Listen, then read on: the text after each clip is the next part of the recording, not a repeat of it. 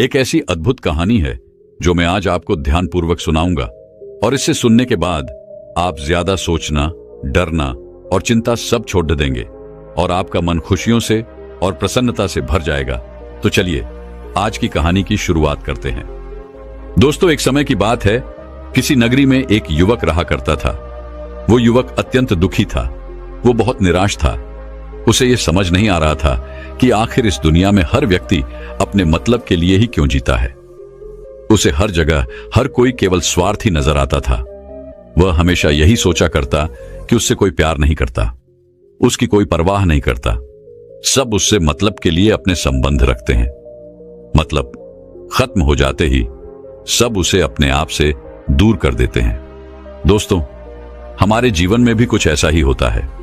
हम भी हमेशा किसी न किसी का साथ ढूंढते ही रहते हैं, और जब हमें किसी का साथ नहीं मिल पाता तो हम अपने आप को अकेला महसूस करते हैं, कमजोर महसूस करते हैं। हमें लगता है कि इस दुनिया में हमारे जैसे कोई है ही नहीं। हमें कोई प्यार नहीं करता, हमारी कोई परवाह नहीं करता। लेकिन हम यह भूल जाते हैं कि अंत में तो हर किसी को अकेले ही जाना है। वह व्यक्ति अपने इस अकेलेपन से बहुत परेशान हो चुका था, जिस कारण एक दिन उसने अपना घर छोड़ दिया और एक रास्ते पर निकल पड़ा। उसके मन में कई सारे विचार थे। उन विचारों में मग्न होकर वह उस रास्ते पर आगे की ओर बढ़ता ही जा रहा था।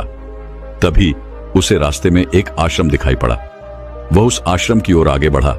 तभी उसने देखा कि एक गुरु अपने शिष्यों को ध्यान करना सिखा रहे हैं, और उन्हीं शिष्यों में से एक शिष्य ने अपने गुरु से कहा, है गुरु, आखिर यह ध्यान क्या है और इस ध्यान को करने से हमें क्या लाभ? तभी वह गुरु अपने उस शिष्य के इस सवाल का जवाब देते हुए कहते हैं, पुत्र, ध्यान ही सच है और ध्यान हमें अकेला कर देता है।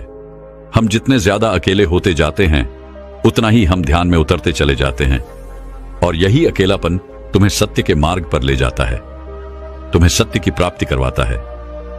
वह युवक आश्रम के बाहर खड़े होकर यह सब कुछ देख रहा था, सुन रहा था। जैसे ही उसने उन गुरुवर के मुख से यह सारी बातें सुनी, वह दौड़ा दौड़ा उन गुरुवर के पास आया और कहने लगा, है गुरुवर, यदि ध्यान हमें अकेला कर देता है तो इसका मतलब यह हुआ कि मैं इन सब चीजों में श्रेष्ठ हूं।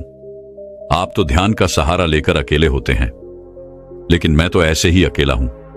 मेरा ऐसा कोई नहीं है जिसे मैं अपना कह सकूं, जो मेरी परवाह करता हो, जो मेरा ख्याल रखता हो, और मैं अपनी राह पर अकेला ही चलता चला जा रहा हूं।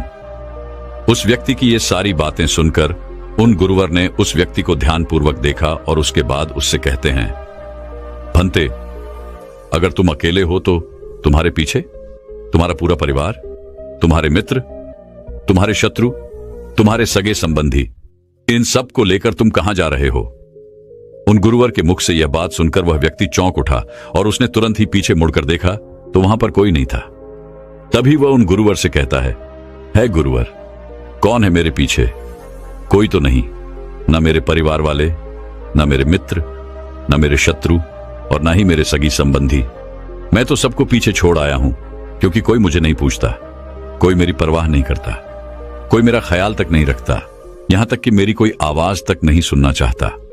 लेकिन जब किसी के ऊपर कोई समस्या आती है तो वह मुझे अवश्य याद करता है, पर बाकी समय पर वह मुझे पूछते तक नहीं। उन्हें यह तक खबर नहीं होती कि मैं किस हाल में हूं, मैं जिंदा भी हूं या नहीं। उन सबको इन सब चीजों से कोई फर्क नहीं पड़ता।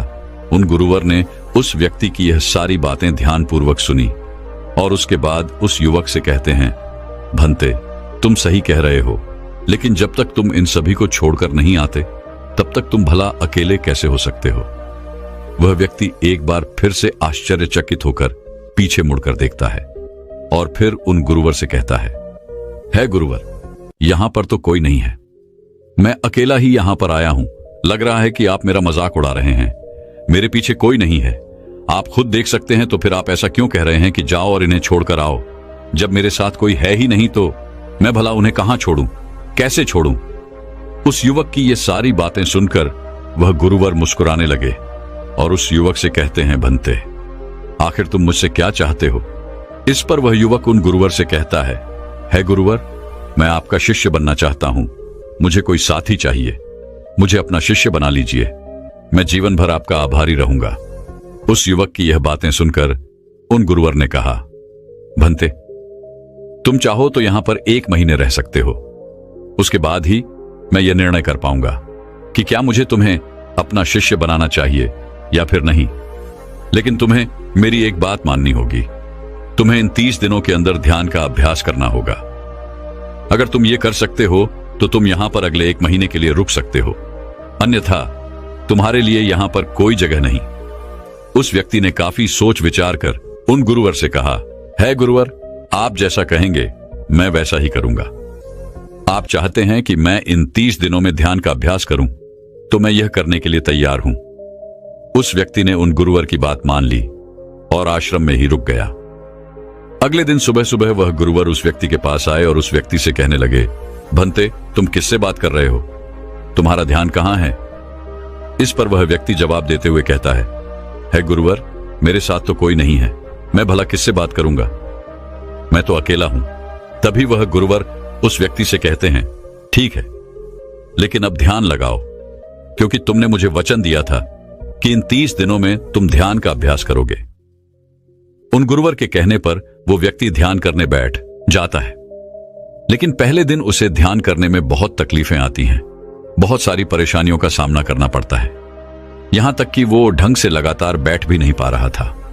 उसके पैर मानो सुन्न से हो जाते और उसका पैर मानो काम करना ही बंद कर देता। ये सारी बातें वह गुरुवर देख रहे थे।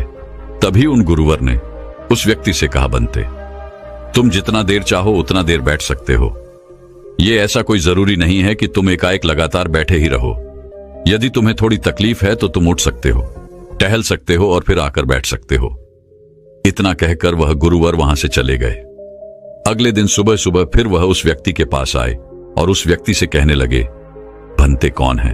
किससे बातें कर रहे हो? कोई आया है क्या?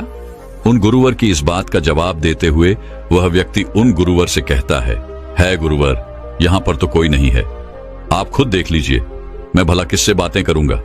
तभी वह गुरुवर एक बार फिर उस व्यक्ति से कहते हैं, चलो ध्यान का अभ्यास करो।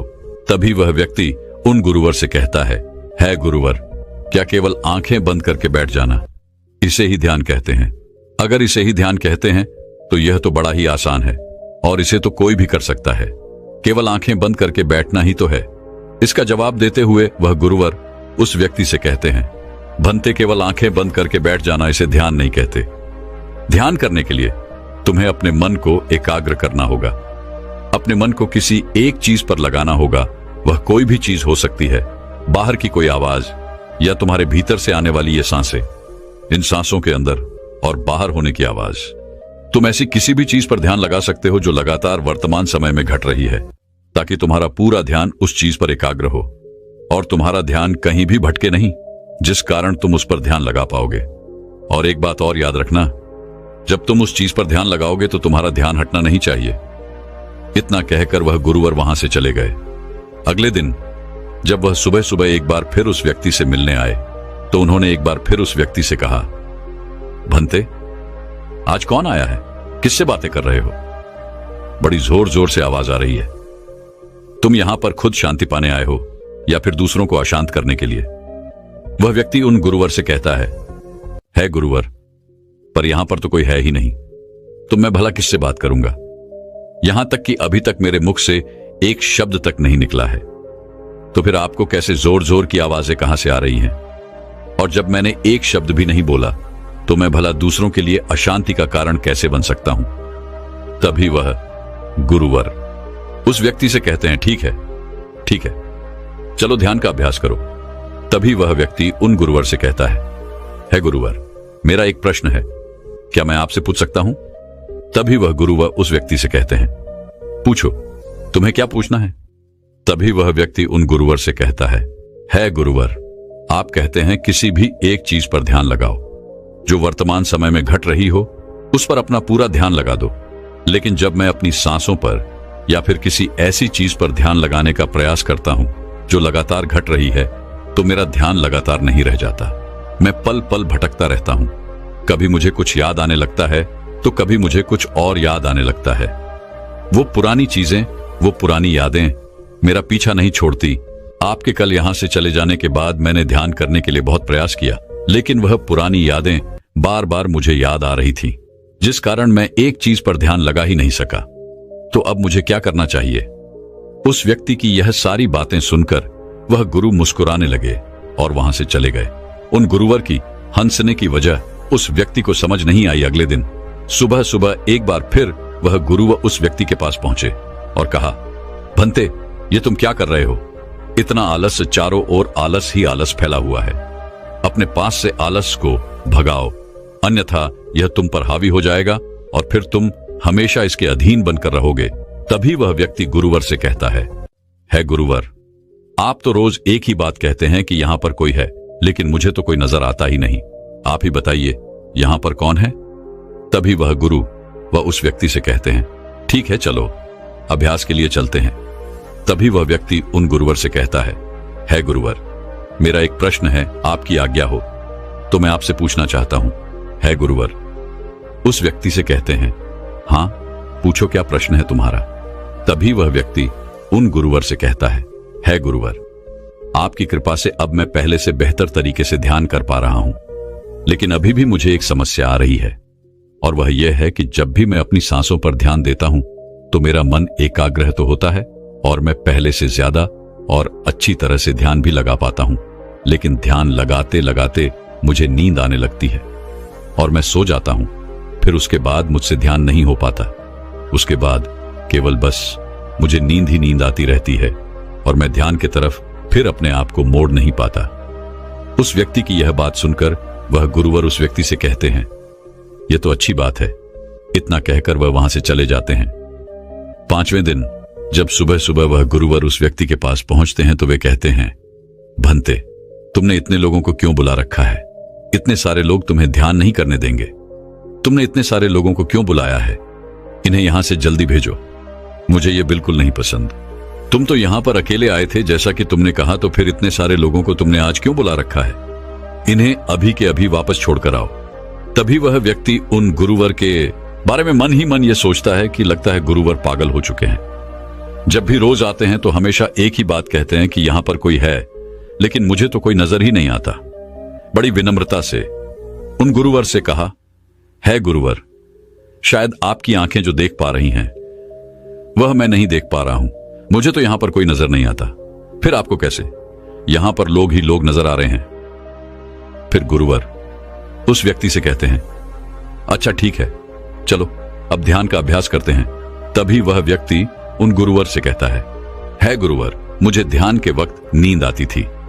जैसा कि मैंने आपको बताया था, उस पर तो मैंने नियंत्रण पा लिया, लेकिन अब जब भी मैं ध्यान करने बैठता हूं, किसी एक चीज पर अपना ध्यान केंद्रित करता हूं, तो मेरे मन में विचारों का सैलाब होता है, मानो विचारों की बाढ़ सी आ जाती है। इतने विचार तो आंख खोलकर भी मैंने कभी नहीं देखे होंगे, जितने की आंखें बंद करने के बाद मुझे नजर आते हैं। और इन विचारों में कुछ ऐसे विचार भी मेरे मन में आते हैं जिनके बारे में आज तक मैंने सोचा तक नहीं है। मुझे उनके बारे में कुछ भी नहीं पता। ये सब क्यों हो रहा है गुरुदेव? उन गुरुवर ने उस व्यक्ति की यह बात सुनकर उस व्यक्ति से कहा, अच्छा ऐसा हो रहा है। इतना कहकर वह गुरुवर वापस चले गए। अगले दिन सुबह सुबह वह गुरुवर एक डंडा लेकर उस युवक के पास पहुंचे और एक डंडा जड़ते हुए उस युवक से कहते हैं, मैंने तुम्हें पहले ही कहा है, इतने सारे लोग मुझे पसंद नहीं, तुम्हें इन्हें छोड़कर आना होगा। आखिर तुम रोज रोज इन्हें क्यों ले आते हो? इतनी भीड़ इकट्ठा करके तुम्हें क्या लाभ? आज के बाद यह यहां पर नहीं आने चाहिए, इस बात का ख्याल रखना।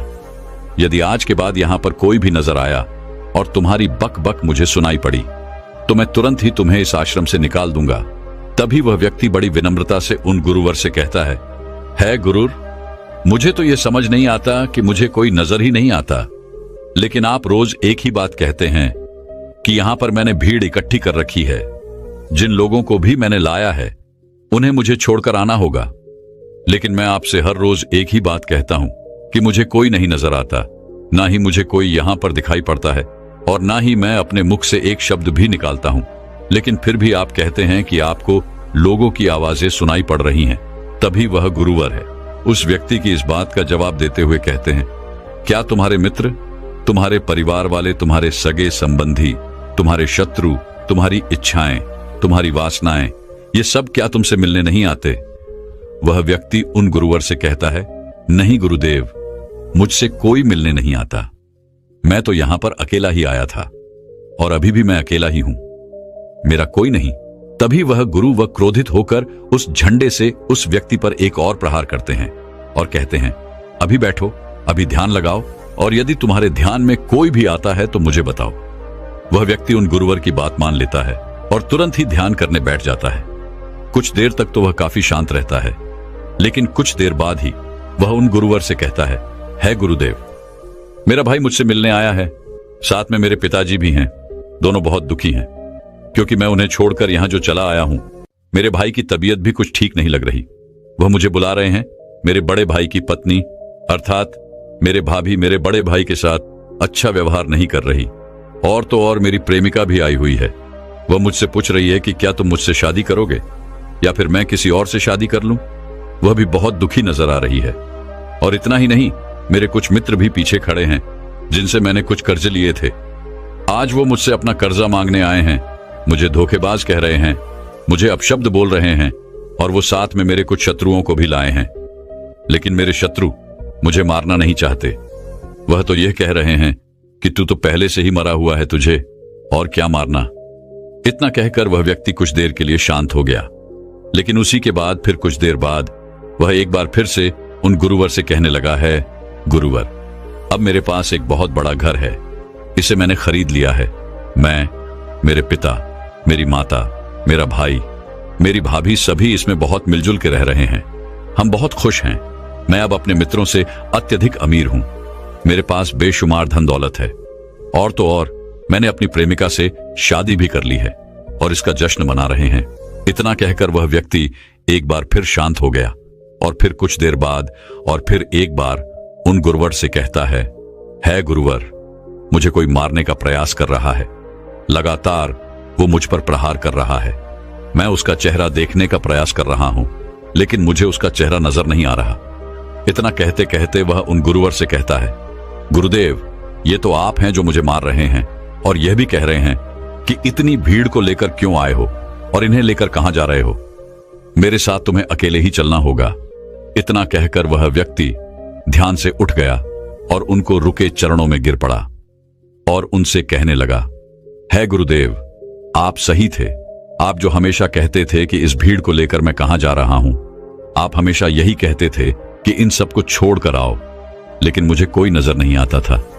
लेकिन आज मैंने उन सबको देख लिया जिन्हें मैं अपने साथ लेकर आया था, जिन्हें मैं अपने साथ लेकर घूम रहा था। हर कोई मेरे साथ ही है, मेरे पास है।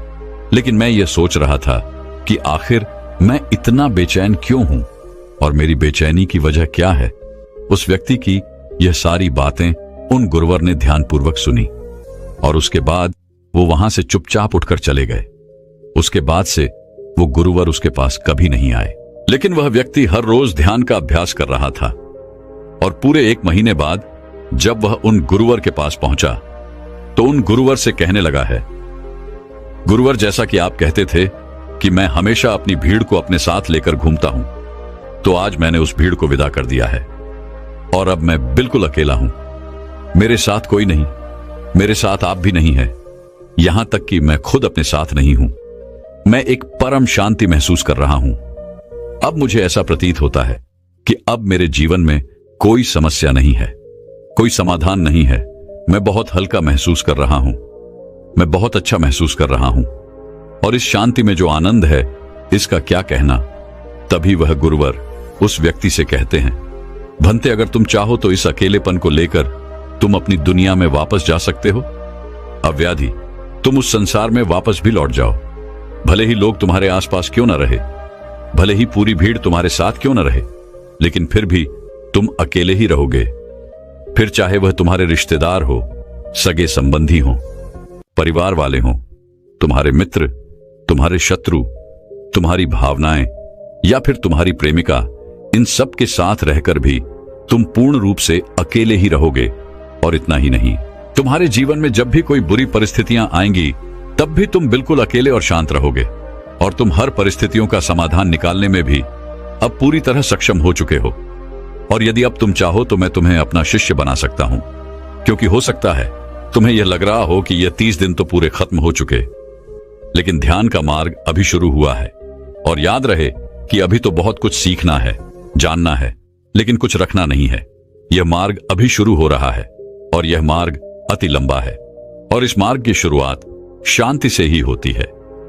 तभी वह व्यक्ति उन गुरुवर को प्रणाम करता है और उनसे कहता है, हे गुरुवर, मैं अपने घर वापस लौटना चाहता हूं, अपने उस संसार में वापस जाना चाहता हूं ताकि मैं अपनी जिम्मेदारियों को निभा सकूं और साथ ही साथ इस मार्ग पर भी आगे बढ़ सकूं। यदि आपकी आज्ञा हो। इतना कहकर वह व्यक्ति शांत हो गया। तभी वह गुरु मुस्कुराने लगे और उस व्यक्ति से कहते हैं, भंते मन शांत हो तो सब हो सकता है। तुम संसार में रहकर भी अकेले रह सकते हो, लेकिन एक बात याद रखना कि हमें सीखना बहुत कुछ है, जानना बहुत कुछ है, लेकिन रखना कुछ भी नहीं। अब तुम जा सकते हो, तुम्हारा कल्याण हो। तो दर्शकों, चलिए अब ज्यादा सोचने के ऊपर अगली कहानी की शुरुआत करते हैं। संपूर्ण मानव